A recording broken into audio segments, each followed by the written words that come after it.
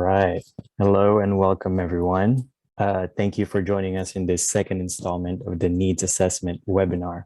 My name is KP Dapula with First Five Alameda County, and I am here with Anna Mira, who will be hosting this webinar as well.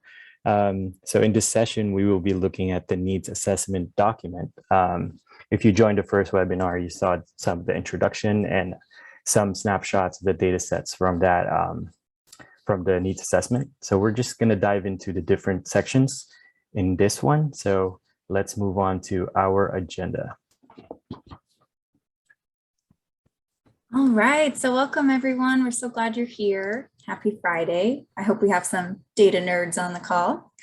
So today we are going to provide a quick little overview of the needs assessment work if you aren't as familiar with it.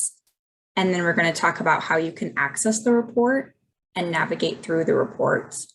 And then we'll, like KP said, go through these different data sections and have some questions and next steps.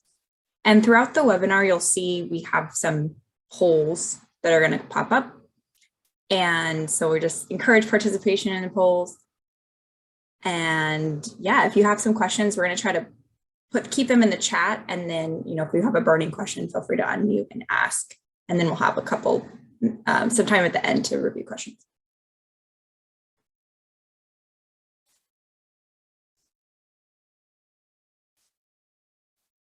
All right, I'm going to launch the first poll.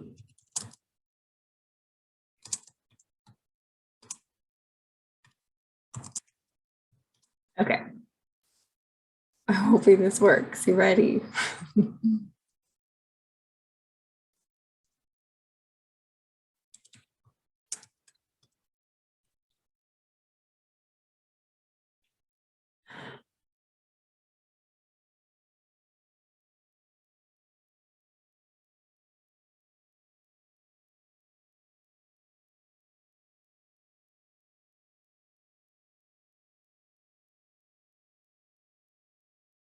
And to end the poll,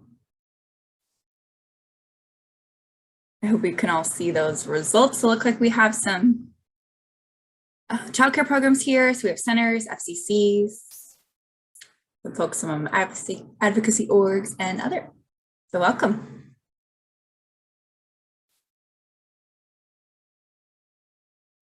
Okay. A quick little overview of the needs assessment. This is a core mandate of the Alameda County Local Planning Council and all planning councils across the state. So we have Katie here, who is our chair of the Local Planning Council here in Alameda County, which is hosted at Alameda County Office of Education. And so they are supposed to conduct one every 5 years. And the last one hadn't been done in a while due to minimal funding. So this year we decided, okay, let's use our resources and get a really comprehensive needs assessment. Along with that, First Five Alameda County is required to complete a needs assessment as part of the Quality Counts program. And so the ECE program with the Planning Council and First Five Alameda County joined to complete both needs assessments simultaneously. And I will say that the early current education program was housed at General Service Agency. And so we had folks from there work together with First Five Alameda County to complete this. And then obviously with the local planning council bouncing ideas off of, we had a whole subcommittee that was formed to provide more insight. And so many of you are probably on the call today. Thank you so much. It has been a great partnership with you all. And so really the goals of this needs assessment are for education. It's to really take a look at the childcare field and children and families in the county and what are the biggest needs that are upcoming. And this will help us support policy recommendations. And then we also know Measure C is coming soon, we hope. And so this can help us plan for that. And it can also plan for other things too, like the impact of TK expansion, or we have, our inclusion grant, workforce development. And so really we're going to kind of dive into some of those things today.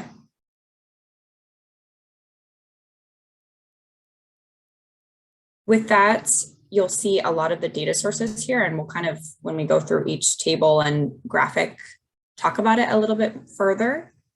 Majority of the data is from this early learning needs assessment tool, which is provided by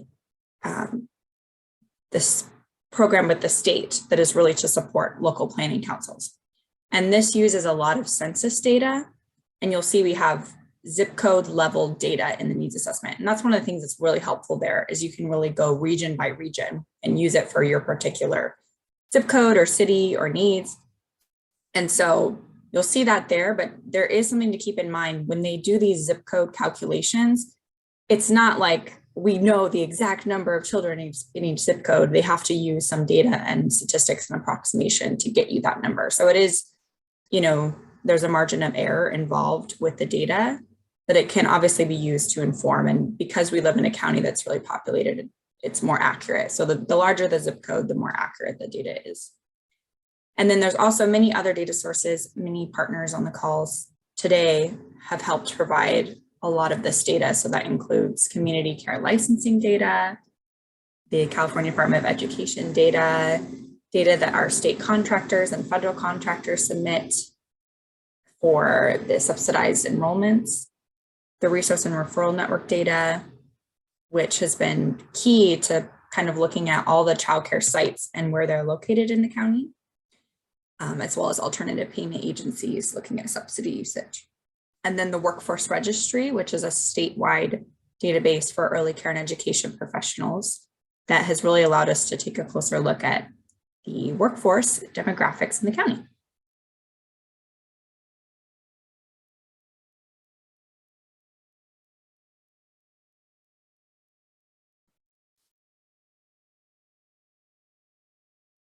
I'm going to pass it to KP and we're going to do another fun poll. Ready? Yes, so we're going to do this next poll that Anna will be launching pretty soon. What device are you most likely to use to access the needs assessment?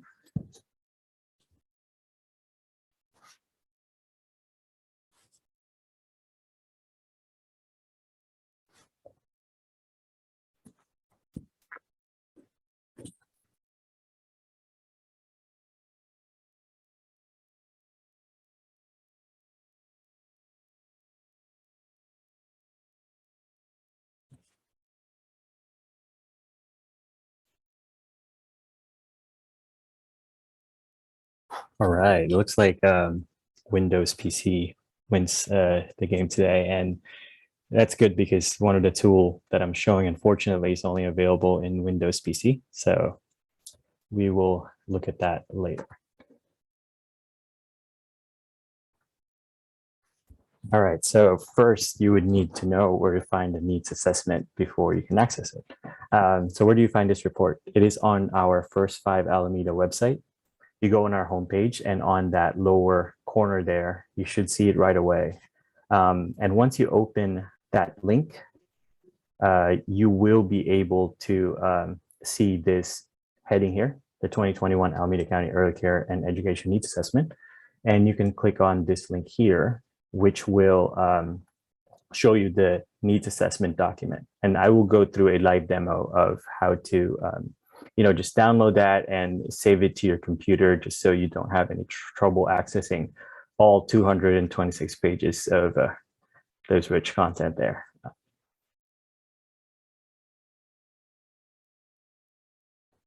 And after you open the report, you can navigate using these table of contents here. You look at the different sections, and once you open your PDF, the best way to get back to this PDF document is to really use that page number function on the top left corner, where you could just enter page 4, and you can scroll through and basically look at the different sections on the PDF using this section number here. And we will go through that later as well once we open it up.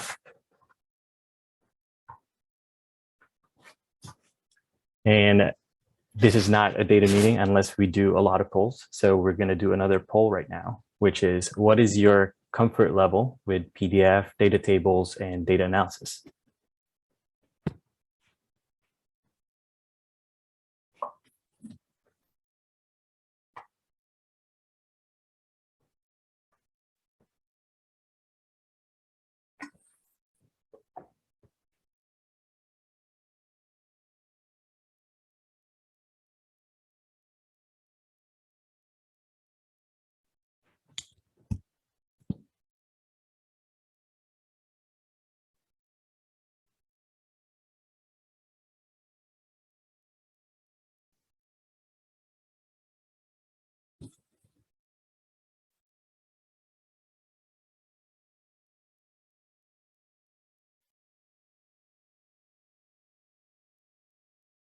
All right. It looks like most of you are familiar, so that's great. We will try to tailor the presentation to the, most of the population here. But at the same time, we will be available for support if, you're having trouble accessing it. Please feel free to reach out.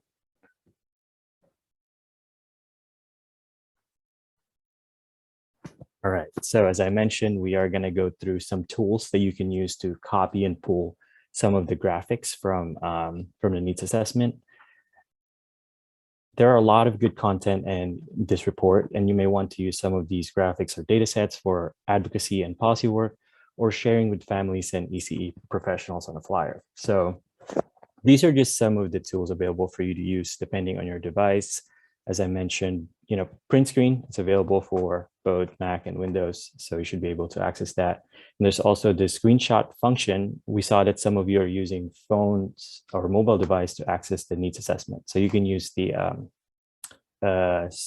screen capture, which is for Android, you just press and hold the power button if you haven't done it. And for Apple, press and hold the home button and the power button at the same time, which would capture that shot in your mobile device. And for Windows users, there is this really neat tool that I love to use called the snipping tool. You can open up the search function on your Windows and search for this app, and I guarantee you will be using it a lot once you start using it because it's really friendly. We also have some just guides and some housekeeping with getting some of this graphics from the needs assessment, which is please try to capture the source data and the source information underneath the graphics, just so when you paste it on a document, you will be able to get some information on when it was taken and how it was taken.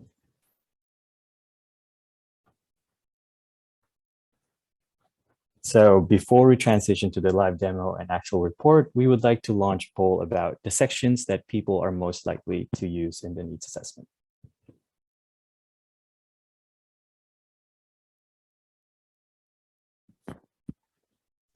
And you can click on multiple if you're interested.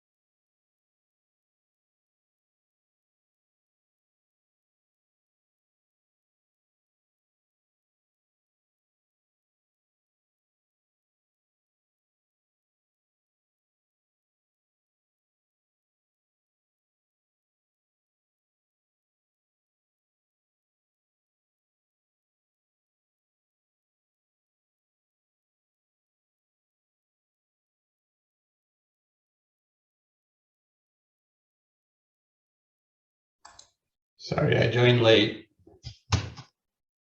Welcome, glad you're here.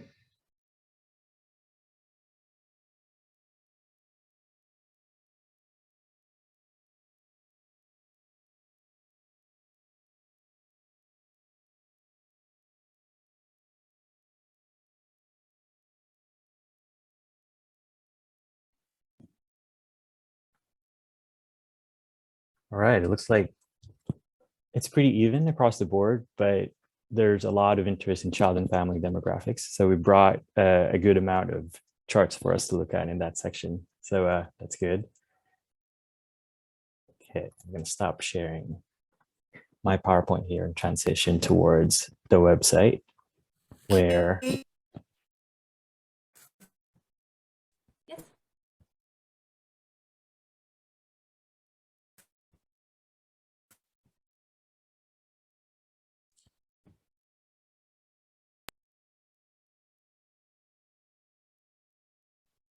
okay, I guess we'll oh, I saw a question from Pam. Hi, Pam. Will you be providing the PowerPoint?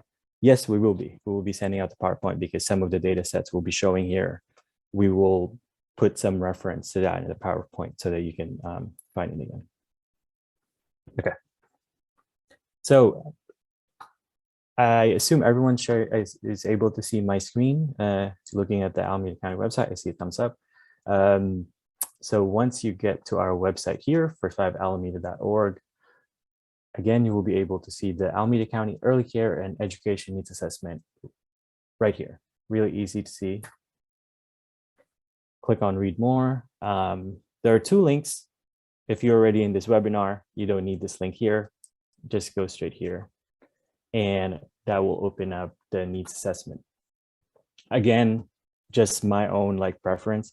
I like to save it because it loads quickly for me, and especially if you're using your phone where it only shows sometimes the first screen or the first page, second page, it takes a while to load. So save it first.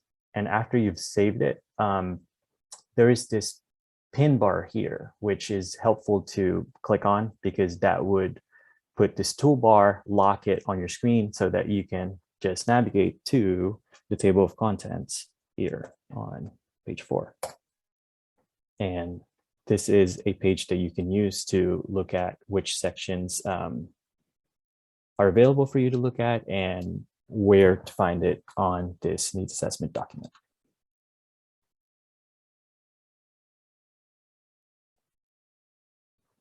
So we will pause here for some questions. I know some of you may, if some of you have any questions about just what we just went through, some issues with accessing it, or any other questions, just feel free to put it in the chat, and we will try to address it before we get started with going through the sections.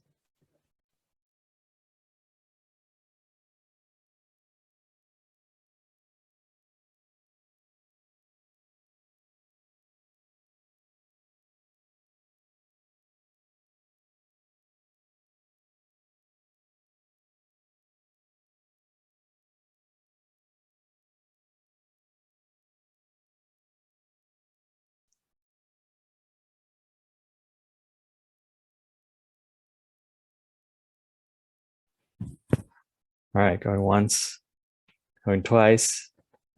Okay, we'll move on to landscape of ECE, and I will go to page 13 here, and Anna will talk about this one.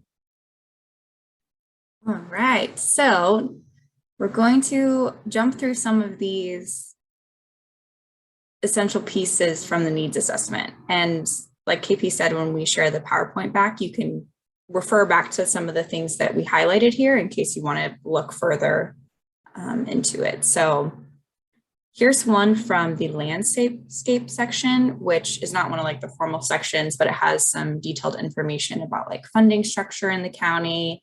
There's also a history of ECE in the county, which Michelle Rutherford put together here. So it's a good section to kind of get a background in the sense of ECE development in Alameda County, which has been really instrumental in changing a lot of the things statewide, which is pretty cool. So here you can see this chart, which is the early care and education public funding landscape. This is actually referred to as the Rory chart. Rory used to work for the early care and education program and has been really impactful with a lot of her things. So still keeps that name, the Rory chart. And what it kind of does is you see at the top where different funding is coming from. So you'll see from kind of social services on that dark blue, just state funding. Then you'll see there you have the federal Child Care Development Block Grant and the state general child care funds and other CalWORKs funds. That's state run, but obviously money is coming down from the federal government. And then you'll see on the green, Head Start is managed by the federal government, right? So it's directly going to be Head Start early Head Start grantees. So you kind of flow the chart to see, okay, who's funding things, which, as you know, it just shifted. So this is now outdated. So now we have some programs moving to social services, which we'll make sure to update this eventually. But in the past, this is how it used to be structured. And so it's nice because you can follow the flow of where the money's going and then also who the grantees are. So you can see like you have all our children payment vouchers, which are managed by social services and others. And then you'll see the different grantees for each of the subsidy types down there. You see CSPP and our general child care fund, infant and toddlers, all flowing down there. And then as you can see, it's kind of small right now, but then you can look at how much actual dollars does that translate to in Alameda County, and then the number of kids that are being served through those funds. And so overall, it's a lot of money, which is pretty good. But as we know, we still have many, many gaps. And yeah, so it's a fun one just to kind of understand how the money's flowing in the childcare fields.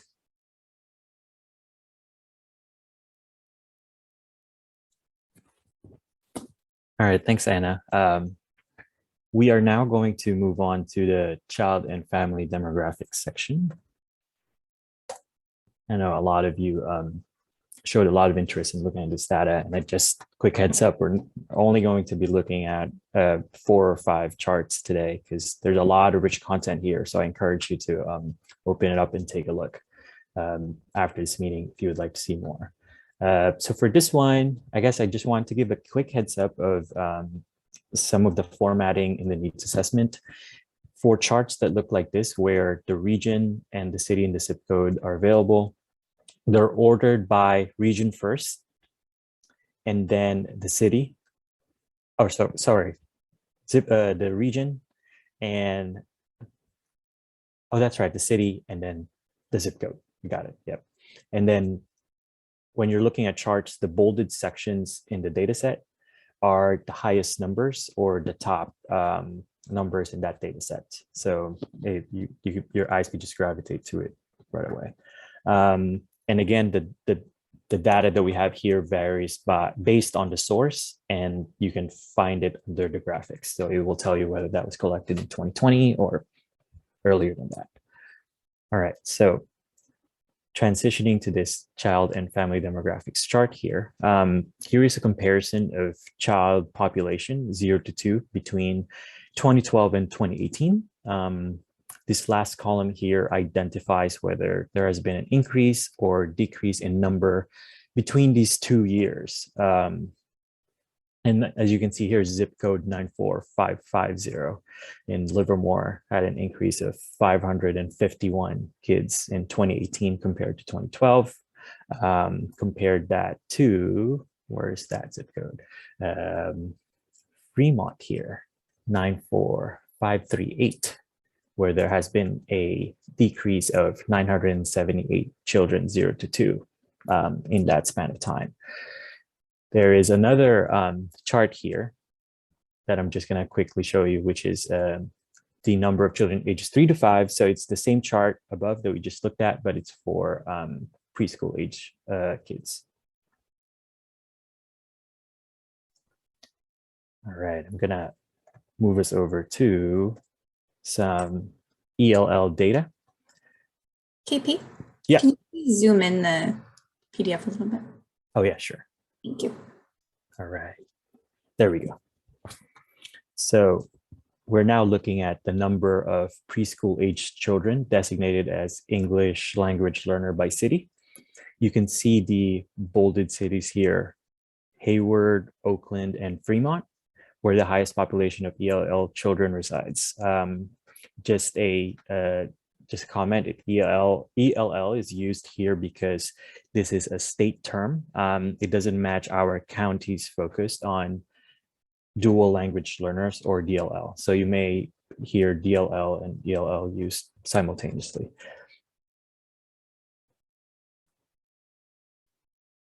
Let's see here.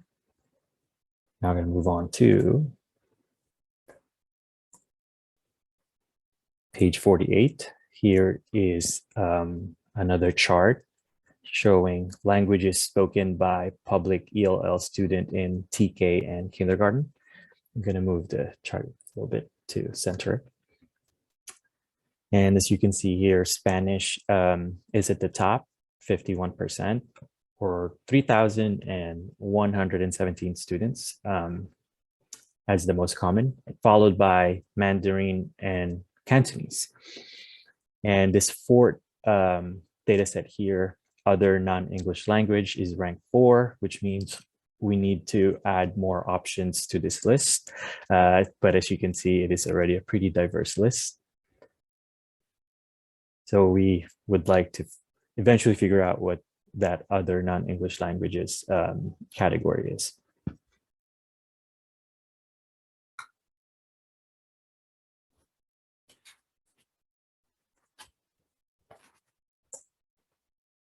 So I'm going to move to, again, we're still in the child and family demographics. You can see how expansive this section is here.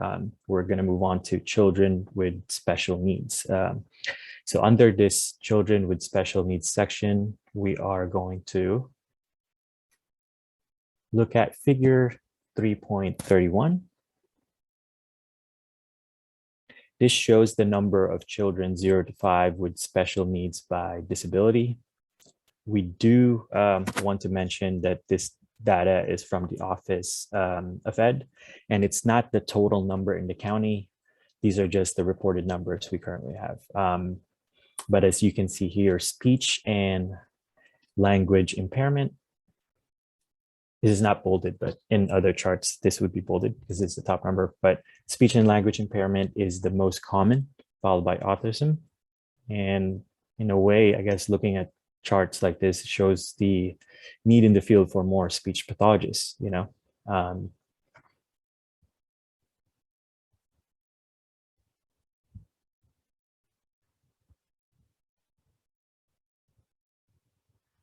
All right, and move on to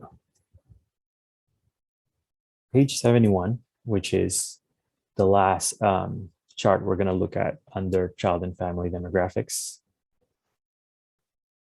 So here's the last data set under this section. It shows the number of children who have received homeless services by age group. And as you can see in the total number here, 14% of all homeless individuals are minors. Hopefully just add some context when considering the issue of homelessness, and we can use, you know, chart in the needs assessment to kind of validate some of the things that we know so that we can kind of change that narrative around it. And also under 3.54 here, you can see the primary cause of homelessness among homeless families is family domestic violence. I recently watched a Netflix show called Made. I'm not sure if some of you have seen it, but it depicts domestic violence as the culprit of mom and a child's homelessness. And the show highlights, you know, difficulties of getting services as a victim of violence, and also in the end, the benefits of services. So I think this data has some just real world implications as far as what we can do to advocate for more change. I'm now going to pass it on to Anna to talk about capacity. Thank you, KP. And he took, you know, this section is the biggest. I think it has over 40 pages and tried to identify the key things. And so I just appreciate that because there's so much packed in there if you want to take a further look. And just want to open it up for any questions really quick before we move on.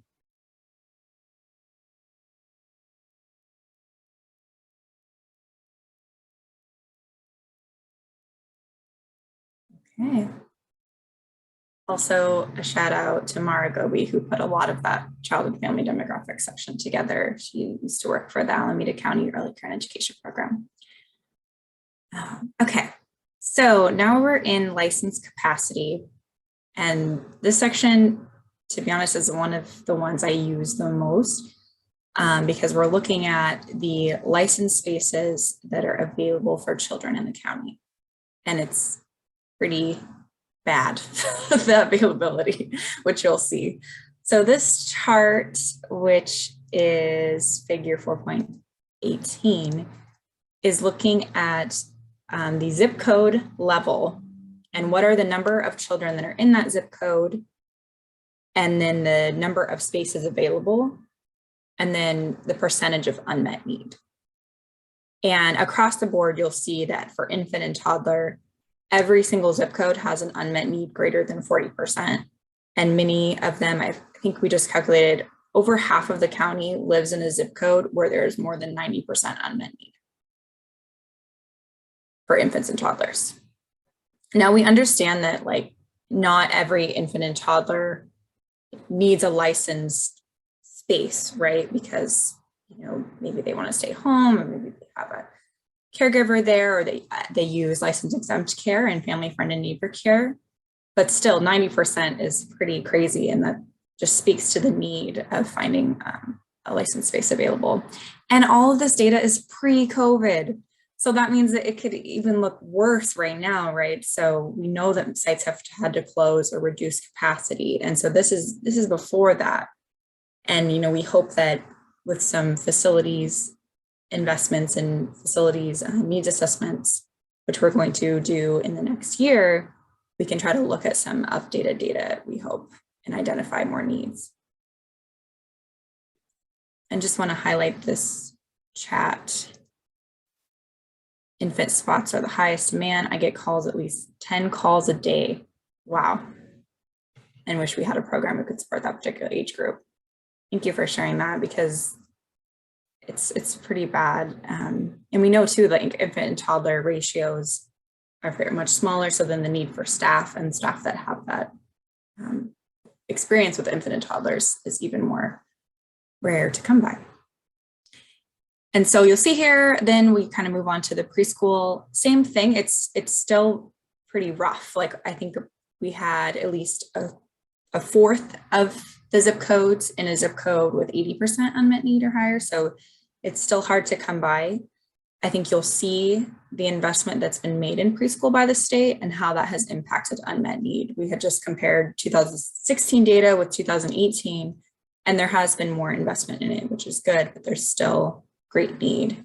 And it could be assumed, right, that more preschoolers need a licensed space than the percentage of infant toddlers. And so you can go ahead and you can find, you know, if you're interested in a particular area or particular city, you can see what that unmet need looks like in your area. And that can really speak to some of the policy and advocacy. And also just want to acknowledge the work of the resource and referral agencies, because they helped put all of this data together by looking at reports, verifying the data, and the resource and referral network too, you know, to make sure that the license capacity spaces are there. And another caveat is this is capacity. This is not how many people enroll, right? So oftentimes centers may enroll less than what their license capacity is for, and FCCs too.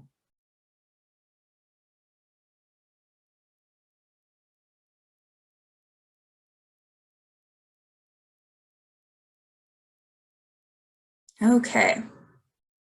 So now this is also looking at sites, but we're looking at who has been serving children with AP vouchers, so alternative payment vouchers. This is not state and federal contracted sites. This is voucher serving sites. And we know that there are many, many, many reasons why a program may not have children receiving vouchers, because there's a long history of intense paperwork that providers need to fill out. They get paid after they provide care.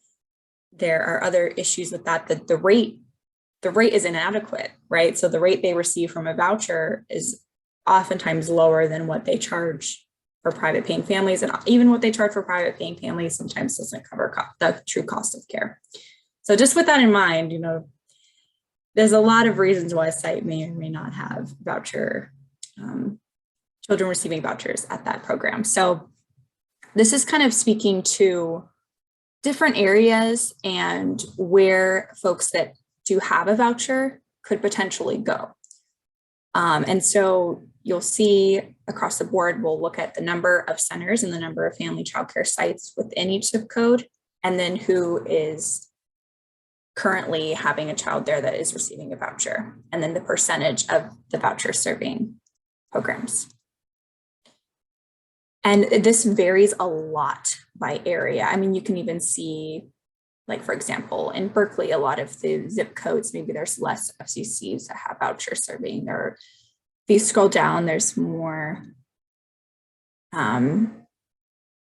You see, like in Oakland, one thing we found is like in a lot of East Oakland, there are a lot of FCCs that provide care for children receiving vouchers. And then in Berkeley, there are a lot of centers that are state contracted and federally contracted to provide care. So you do notice it just varies by the area and the county. And obviously need varies greatly by the zip code as well, to keep that in mind. But I think it's a good one to really get a sense of where the programs are in the county.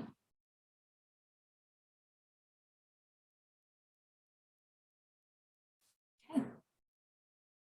And this also was a lot of work by the alternative payment agencies to gather this data and take a look at it. Okay, so we are going to hop kind of back to this unmet need. And I think this chart, if you just look at the trend, really speaks to the great unmet needs. So essentially, it's that same data that was in that earlier chart we looked at. We're looking at the number of children, so the population of children, and then the licensed spaces available in that zip code. So if we're taking Dublin right there, there's 2,829 children or infant and toddlers. And then there's a licensed capacity available of 197 slots. And the blue is FCCs and the yellow is centers. So it's just like a way to visualize the great unmet need, right? You look at the trend of the data and you're like, wow, none of those blue and yellow bars are even close to reaching the teal. Yeah, it's pretty daunting. And we have a similar chart for preschoolers.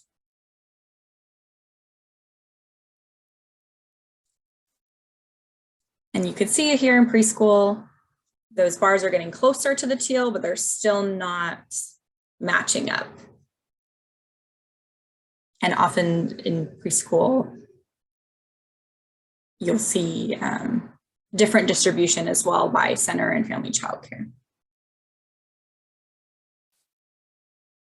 All right, and that is some highlights from licensed capacity. Feel free to take a look. We have other information about like program types, where the sites are in the county, and then like the languages provided by many of the sites, and you'll just see how much sites offer. And then it's a really good section to dive into. Okay.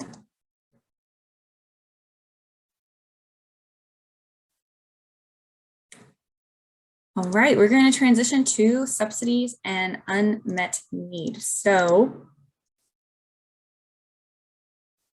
here we are looking at the number of children enrolled in these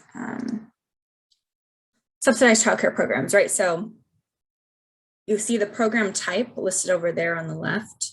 So we have, all our different subsidy types, and then the number of children enrolled. And this is, again, from that early learning needs assessment. And this gives you a sense of just like, where are most of the children by age being served through these subsidy programs?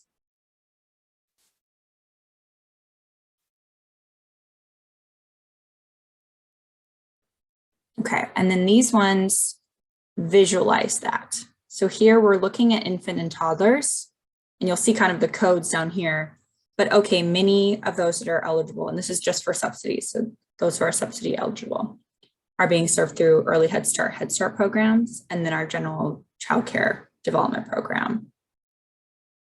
We have some through CSPP, which that's happening, I guess. And then you have all your CalWORKs, it's kind of that blue area, and the various stages.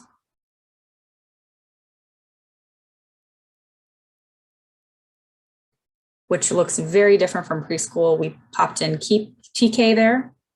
We popped in TK, and then we have CSPP, which is covering a lot of children there. You still have folks on CalWORKs, the vouchers.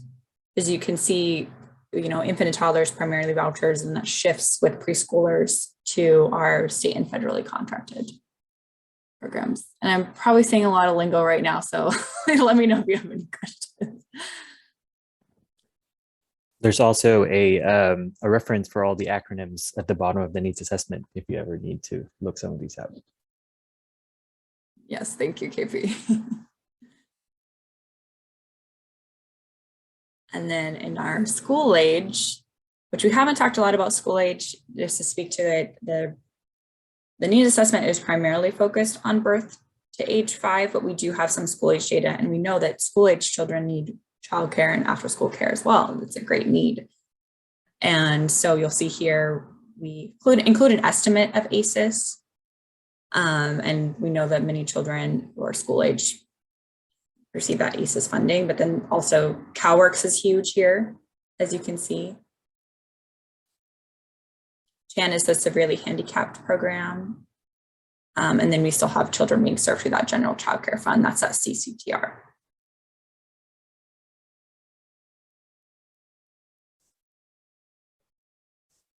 All right. And feel free to put any questions in the chat. We tried to make it a fun data meeting. I know data can sometimes be like, okay, numbers.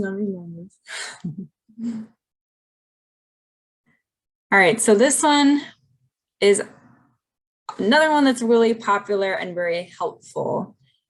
We are looking at the unmet need for subsidized care. So previously we looked at capacity, which is just general child care population or general children population. This one we're looking at subsidy eligible children by zip code. And so you'll see, if we look at infant toddler, we have our number of children who are eligible, then the number who are enrolled in subsidized care. And then what that translates to in terms of unmet need, and then the unmet need percentage. And just like our capacity, we have so many children eligible who are not accessing subsidies and care. And this is it actually is the work of the Planning Council to do the identification of zip code priorities. And so we put that number in there. So 1 refers to the top priority, and then 2 and 3. And this is also very, very shocking. We have over 75% of the population that's eligible for subsidized care not enrolled, which is awful. There's so much need for, this is low income families. And we know even the threshold to access these services is super low. You have to make less than $60,000 a year for your family to qualify. And we know that that doesn't even get you access to much childcare.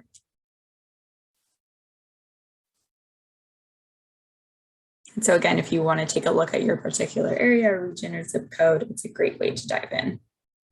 And this is you can see at the bottom, this is by location of family residence. So that's another thing to keep in mind with these charts. Even though you may live in 94610 or something, you may not want to access care in that particular region. It's not one-to-one. You may want care by your work or by your home, depending.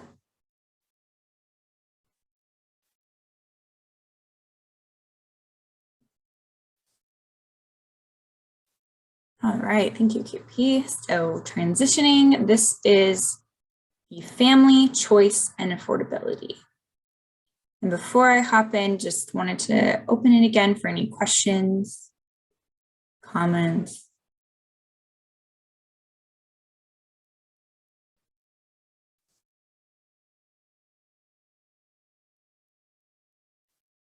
All right, moving along. So these charts are really, really interesting. So this is looking at the use of an alternative payment voucher and where folks choose care. So you'll see licensed family child care center, and choose is in quotations because, you may not, it's not just like, oh, let me go take my childcare voucher and just go use it anywhere, because a program may say, hey, your voucher is not covering the costs, right? You need to pay a copay. Or maybe it's, hey, I'm sorry, but I can't accept that at the time because I get paid late and,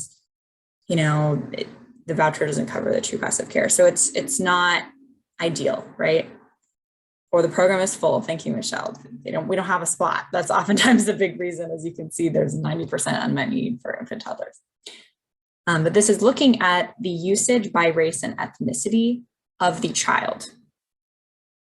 So it's really interesting. So kind of reading down the chart, you'll see that this is within the race ethnicity. So if you look at Asian, for example, you'll see that 24% of the children were enrolled in a family childcare home, 32.9% in the center-based, and then 43% in license exempt family friend and neighbor care.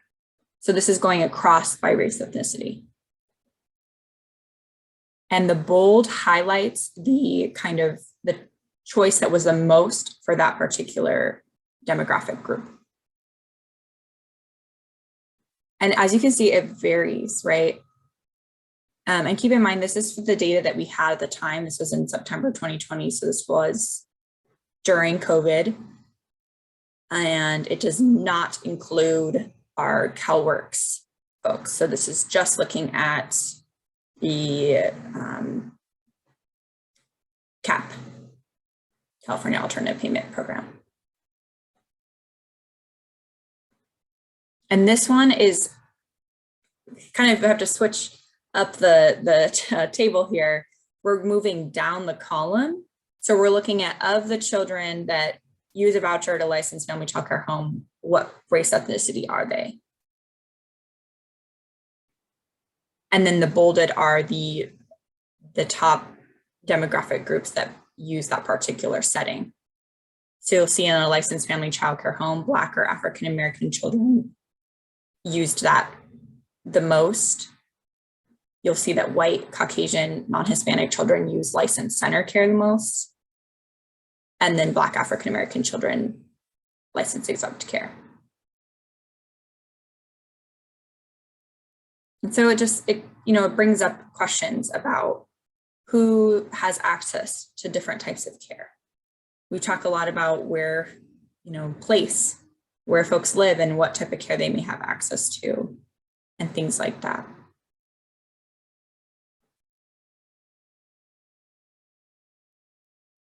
And we're moving pretty quickly. So if anyone has any comments, questions, feel free to hop in.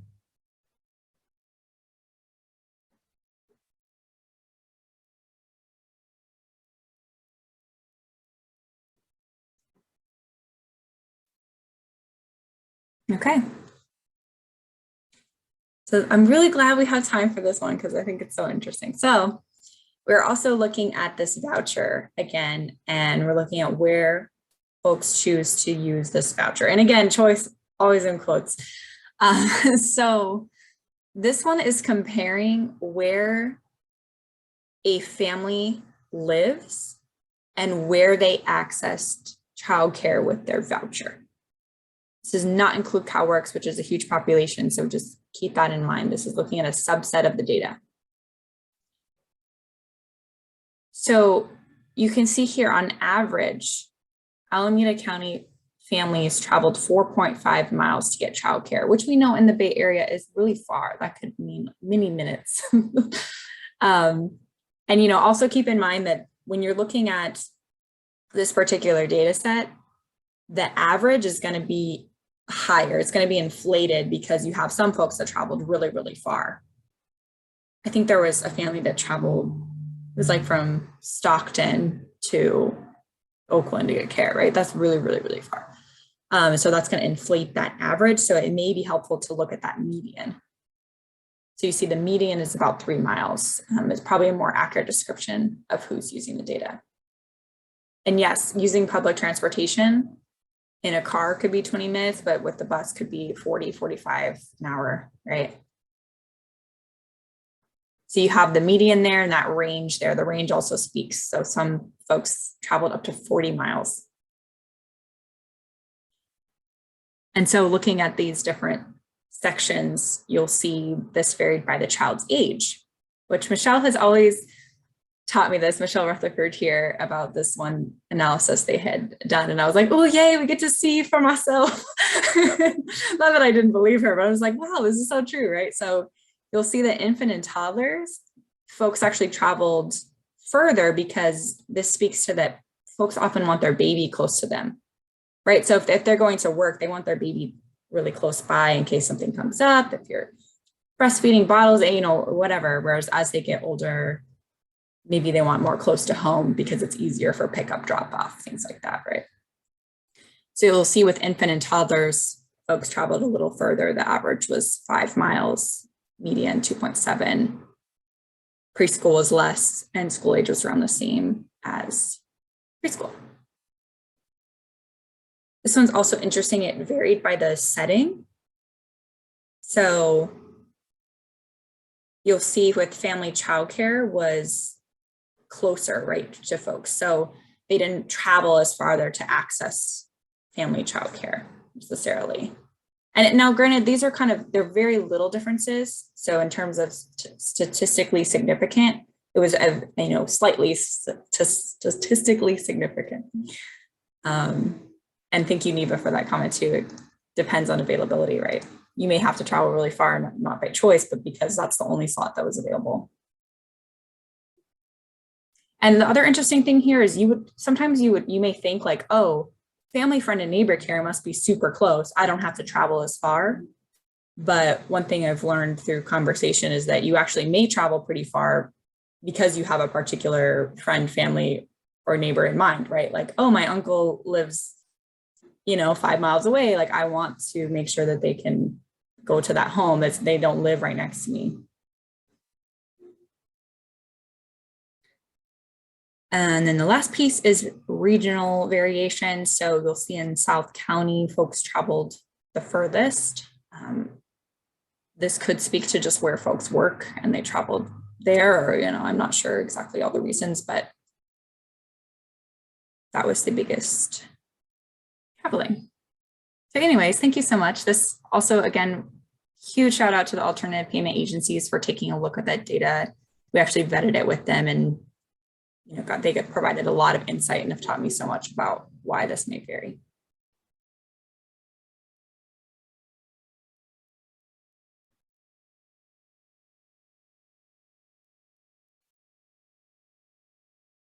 Okay, so this is our, thank you, KP. Okay. Moving on, we have rates. So another part of the needs assessment was looking at the childcare rates at the time. So this was a study done in October 2020 where we asked sites, how much do you charge for care, right? This is trying to get at market rate. And I wanted to show these because we haven't spoken to them before, but this looks at the distribution of rates, which is different than just like the average, right? And so you'll see it varies a lot. So this is our histogram here, right? So we have the cost of care at the bottom and the number of spaces that have that rate charged.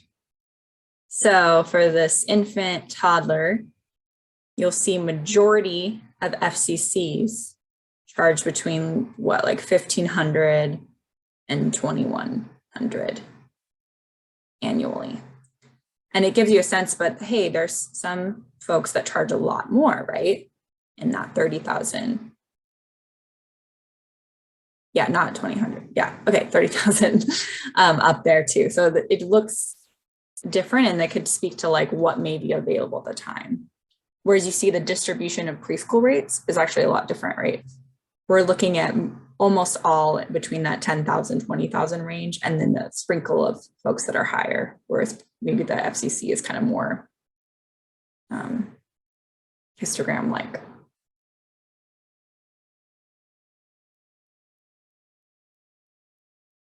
And then scrolling down, can you go to the next one, TP? To centers, you'll see the distribution is also different. It's kind of actually more varied than FCCs. You'll see majority of FCCs charging a particular rate, where centers is kind of all over the place. In stats terms, this is not a trend, essentially. They're just all kind of in between this range. And so it varies a lot between that 10,000 up to 35,000 annually.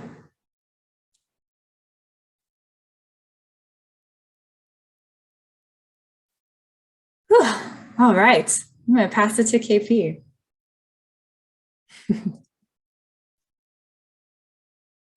All right, thank you, Anna, and thank you folks for hanging in there. We are going to transition on to workforce demographics. So workforce demographics. Here you see the data that was highlighted in the webinar. The 40% of the ECE workforce is 50 and older. And we wanted to show you where that data is pulling from this chart right here.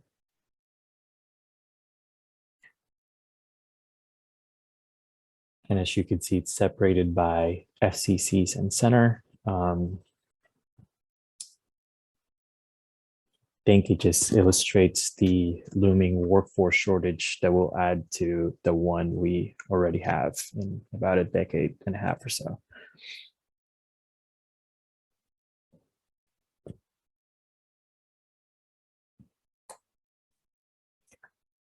Here's the gender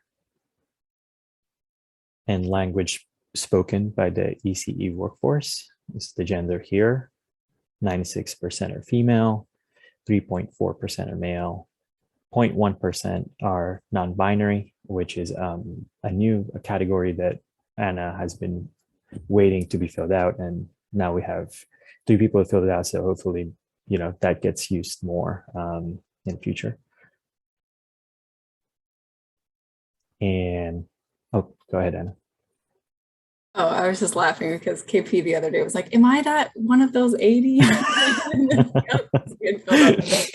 I am in the workforce registry. So yeah, that would be 79 plus me.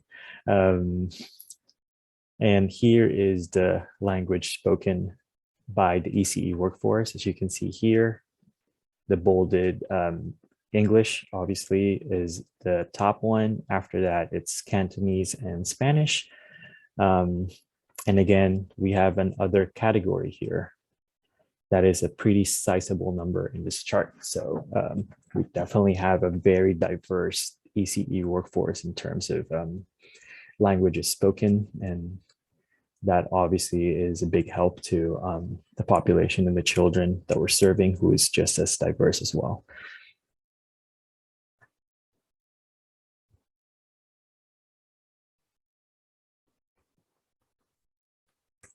So moving along to the education of the workforce. Here, figure 9.13. It shows the ECE workforce by education, status, and degree type. So as you can see here, 64% of the ECE workforce has a higher education degree. And if you actually look at this further in terms of the workforce that's pursuing higher education, when you add this number of some college, you could actually add that up to about 90% has pursued or is pursuing higher education. So this is a highly educated field. And these are the top degree type that our ECE workforce pursues. No surprise here, ECE, child or human development. Good amount of you are education, psychology, or social workers.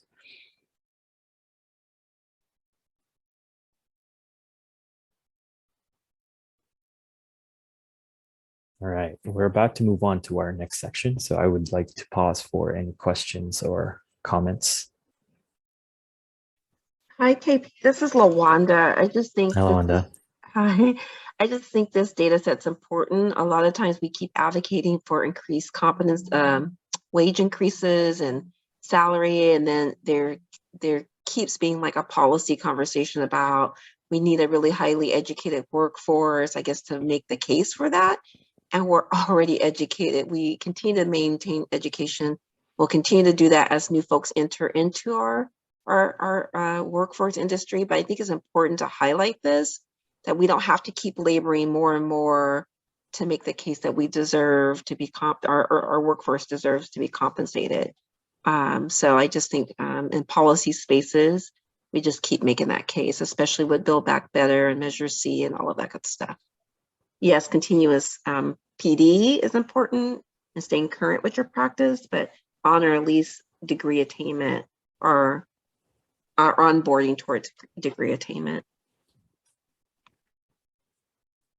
Yeah, thank you for sharing that, Lawanda. Definitely, like I think excuses are that excuse is no longer valid, and as we can see in the data here, there's it's not education that's the reason anymore. And we are going to try to actually, since we're on that topic, we're going to try to find the wages data here. Anna's helping me search that Yeah, out. there you Oh, go. there we are. Okay. Thank you. Since we're in that topic. But as you can see here is the hourly wage by city. And to continue that topic about education and wages, here is the hourly wage by education level.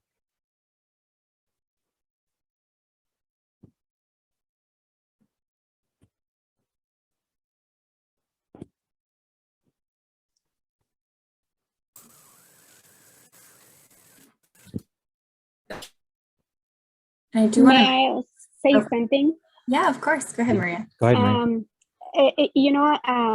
When they have the H's or actually the degrees like a master degree or BA, they don't get a lot of teachers in that stage because they don't have the need for that. So instead they ask for a lot of teacher assistants so they can pay them lower. And I know that because a couple of people, they reach to me, they say, yes, I applied. They say they pay this much, but they only, when I got the job, they offer me this less than what they, they put it in that they were gonna pay. Because they don't hire a lot of master's teacher with a master's degree or BA, or sometimes they only ask for a teacher assistant so they can have more of those and they don't have to pay as a high level.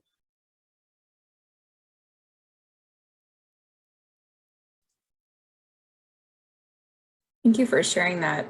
I remember I worked at a center a long time ago and someone had their bachelor's and then they were, I forget what that's called, but yeah, they were working at a lower pay grade than what they had wanted and then eventually left because there wasn't a spot for them to actually utilize what they had learned in their bachelor's. Yeah, sometimes they will say the position only requires this level of education, which might be the minimum. Just because, Anna, you have a higher degree or higher level of education doesn't mean we need to compensate you for that because the position only calls for this. So then they'll pay you at the rate of the minimal entry for that position, level position.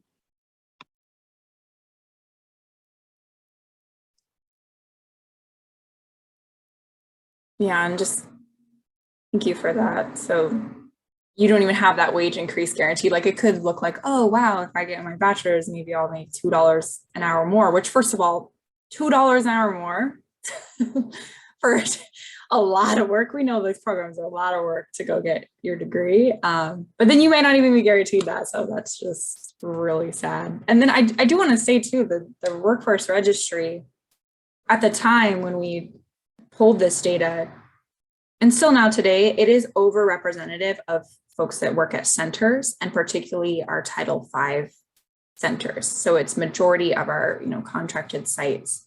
And oftentimes they have a little bit better wages. So, even if we had, more FCCs and more of these private smaller centers, it may even see that the wage is different. Who knows?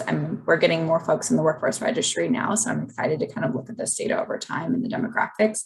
But just keep in mind that it is overrepresentative of centers and underrepresentative of family childcare programs. And the family childcare program wage doesn't exactly translate because of the way hours and the way they're paid. So Yeah, I think one more last advocacy piece is maybe for those who are getting these degrees and having to take out loans, and you see that the hourly wages don't help to pay back those loans. So the return of investment is really, they disincentivize you pursuing one, but if you do, you're probably in debt, like many of us. And so how can we advocate for loan forgiveness to at least create some relief that's not just for TK through 12, school district, but all of us who are working in the field in public service. Exactly. And in some of the meeting, by the way, I'm Maria Gomez. I have a home daycare. And then one of the things that a lot of people's asking, especially when we get together for home daycare providers, because everybody wants to have the daycare lower to pay less. And then they always ask me what did this benefit us, where, and then what this means to us. And I said a lot of times what is going on, but it's not going to be implemented into the year 2025 is the lower rate. It will go to a preschool. So that means that we're going to be losing kids from 3 years so they can go to a preschool. I said, but that doesn't have to always be the case, because a lot of parents, they need to go and get the child because it's only going to be half day. So it just all depends what kind of daycare you run. What is if you're preparing your child for preschool so they can be ready when they start kindergarten, or so things like that.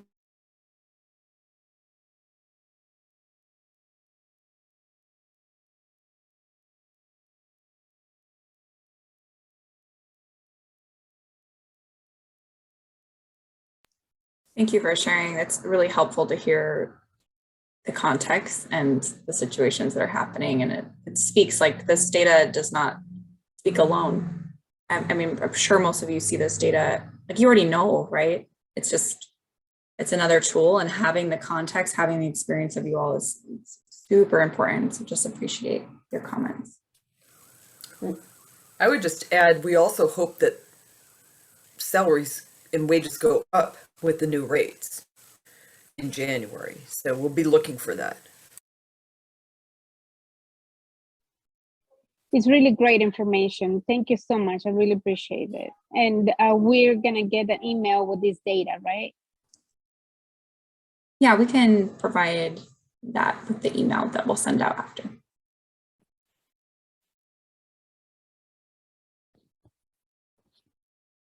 All right, thank you all for your feedback and comments. It's really helpful, and I guess it makes us feel good looking at this data now and sharing it with everyone and the necessity of it.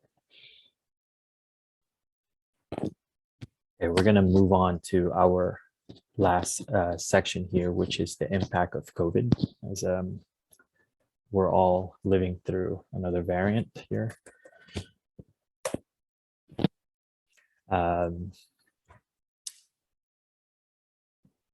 And again, thanks for hanging in there. Here is figure 10.4, which shows the impact of COVID-19 on families.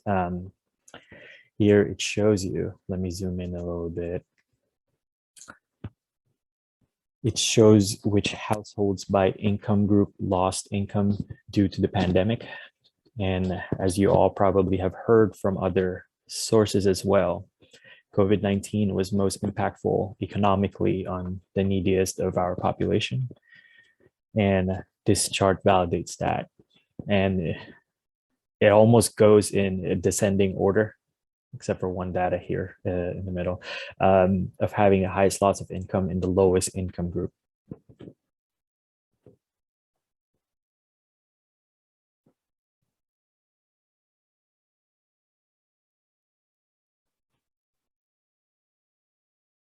And transitioning to figure 10.5 here, it's pretty even across the board in terms of gender and age. But obviously, communities of color have been impacted more in terms of loss of income.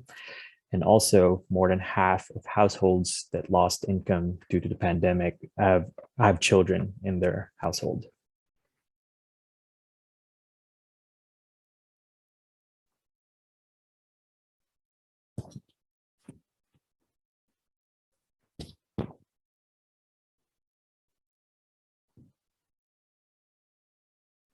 And here's the last chart that we're going to look at today in terms of childcare sites and capacity and the impact of childcare on the workforce and capacity. So it's separated by FCCs here at the top and by centers here at the bottom.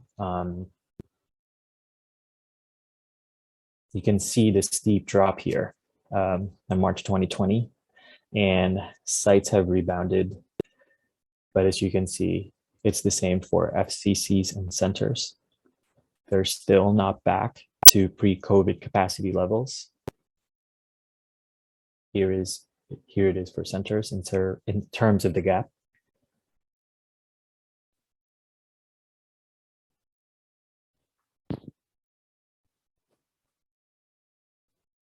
And it will be interesting to see as we close the year how 2021 looks, because I'm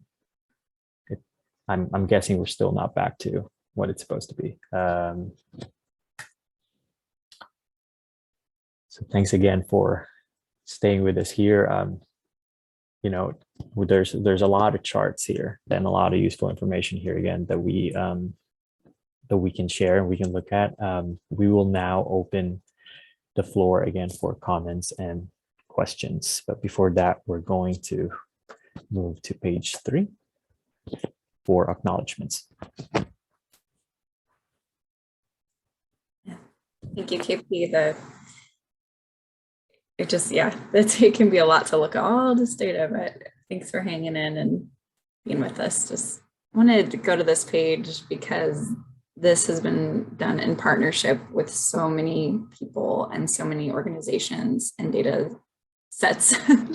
And so this group has, many of these folks have been a part of the ad hoc advisory, which was a subcommittee of the local planning council.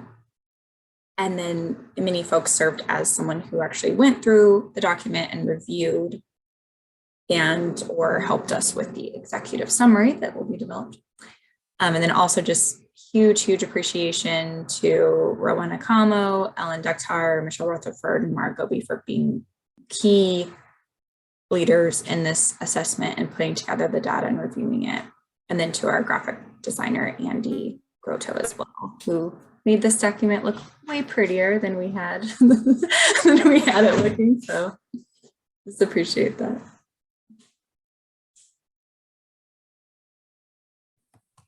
I have a question. This is Kate with the Unity Council. On the table of contents, there are no page numbers. So if I want to navigate by page, like how can I navigate by section number?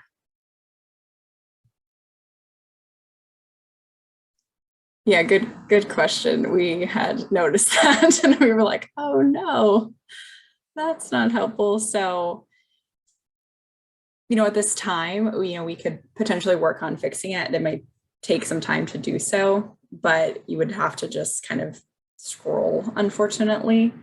There's not an easy way to do so at this time, but I appreciate you. Well, another easy way would be to Control F.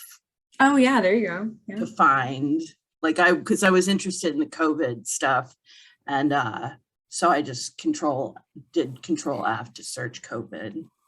Oh, smart. Kate, if you just go to the section, then you're just looking at.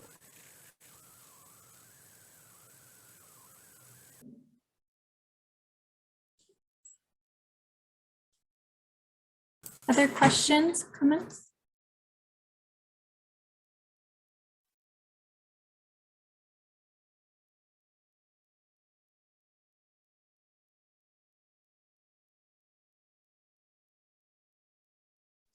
Oh, also, honestly, I look at the colors. I have them memorized now. So as I'm scrolling through, I'm like, oh, this is the teal one. That's COVID. This is the red one. That's subsidy. So I don't know if it's helpful for anyone too.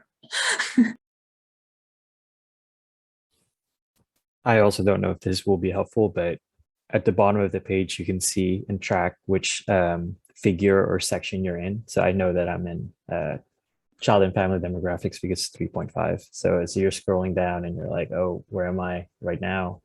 You can refer to that section number to kind of guide you a little bit. But yes, we hope there was a better way of navigating as well. Thank you.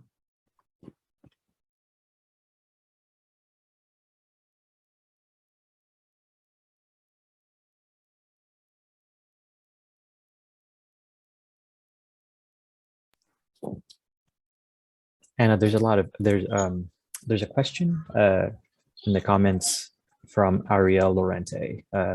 Not sure if you'd be up for having a call on licensing hiring teachers without units, and how can we adapt? Is that something we can address? Yeah, I'm assuming, speaking to the huge need for staffing and staffing shortages. Would you want to speak to that, Ariel? Hi. Yeah, I can speak to that. Sorry. Yeah, I mean, in our center, hiring's looking a little bit better. It was terrible over the summer and early fall. But like, I've been trying to work with licensing because in a center, you need to have 12 plus units to be like alone with children or give breaks, which, you know, I understand, but we have a ton of teachers now that don't have that. So like, I'm coming in for breaks, or we have to like switch the teachers in the classrooms, and it's just like very overwhelming. It's not consistent. And so like, I've been trying to talk to licensing, like, what if, you know, that teacher doesn't have units, but what if they have 5+ years of working experience, or they're a parent? I've asked, like, maybe you guys come and assess them. And so I'm just wondering, because like, it's gone nowhere with me, and I think you guys are a stellar group who probably has more connections. So I'm just wondering if you guys know of anything, have any loopholes, have any contacts that maybe you could bring to one of these calls. So I would love to learn more about that. That's really what like would help us out 100% versus like COVID stuff and funding, like what, like honestly hiring and consistency there. But I'm done. Thank you.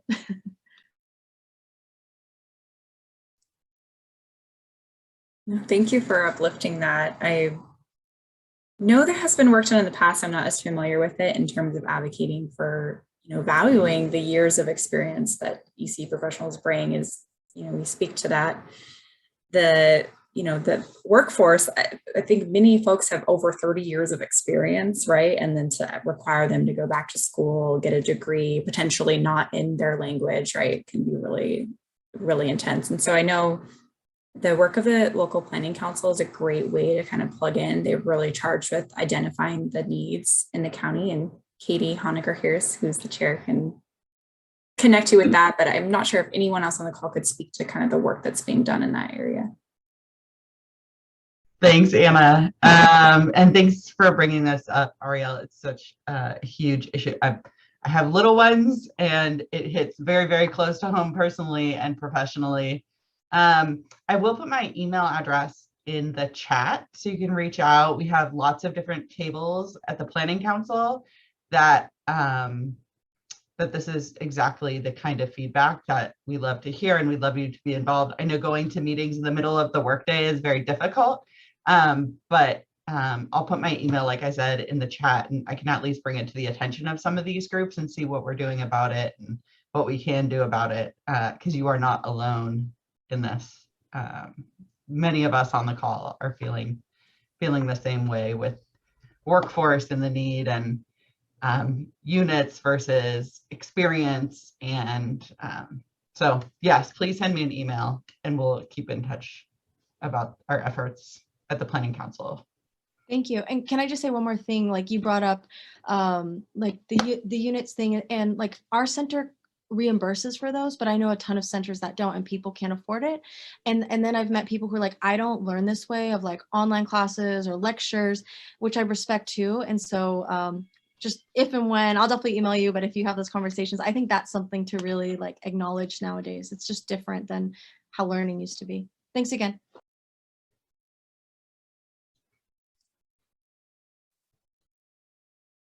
Thank you. Thank you. Also just want to speak to Sharon's comment here with the average pay of $19 an hour.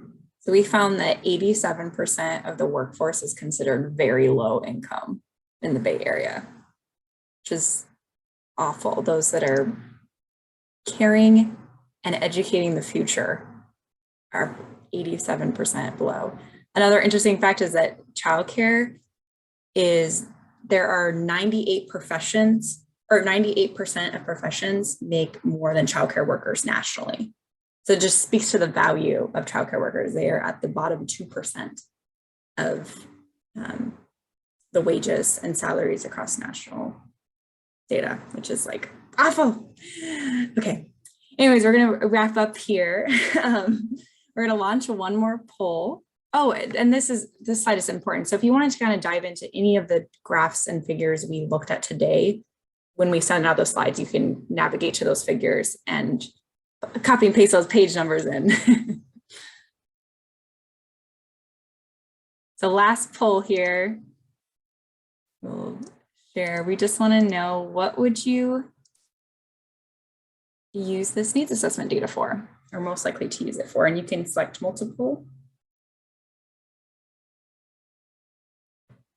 And then also interested in if you want to put it in the chat, we're short on time, but what else is maybe missing from the needs assessment? What is like, oh my gosh, this graph is the best. I love this one. Or like, hey, I didn't see this. Like, I know earlier someone had said, oh, did we look at the compensation benefits and packages that are associated with wage, right? Because we know that the wage is not alone.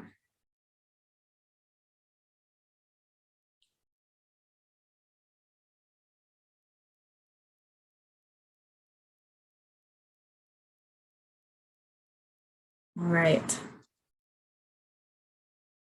I'm going to end this poll here. It looks like a lot is being used for various reasons. So sharing with the field, policy advocacy grants, own site use. It's amazing. And just kind of a couple of follow-up items before we end. Wanted to let you all know that we are working on putting this data available on the Alameda County Open Data Source, which is a tool that people can use to download data, access data, use data. I'll put the website link in the chat. So that will be in development.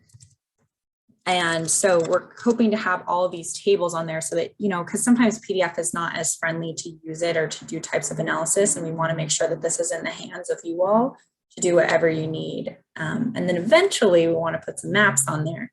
So you could take a zip code level table, and then boom, it goes on a map and you can kind of look into it and explore it a little bit further. I'll put that link in there. That's kind of some upcoming work. And then also we have our executive summary that's in development, and that will be available soon, hopefully in January. And it will have the key highlights from this needs assessment, and it will have them like key data tables, summary data, and that will be a great thing to share, right? Because we know 226 pages is a lot for folks to dive into, but when we have a shorter version, it can be more helpful. And yeah, just thank you so much for joining us. We really, really appreciate you being here. And huge shout out to KP for navigating all these page numbers and not making us sick with scrolling. I appreciate that. And yeah, just have a wonderful day. And thank you. Reach out. We'll make sure to send the slides and send the information. Thank you all. And thanks for your feedback and conversations. We really appreciate it. Oh, Thank you. thank you. Thank you. Bye-bye. Happy Friday. Great job, KP, Anna. Thank you. Thanks, Michelle. Stop this recording. We want to stop recording the class.